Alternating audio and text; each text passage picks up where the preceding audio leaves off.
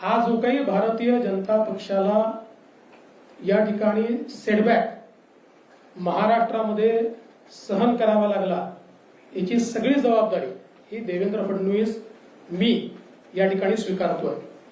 आणि मी पक्षाला एक विनंती अजून करणार आहे, अर्थात भारतीय जनता पक्षामध्ये पक्ष सगळे निर्णय करतो की आता मला विधानसभेकरता पूर्ण वेळ त्या ठिकाणी उतरायचा आहे।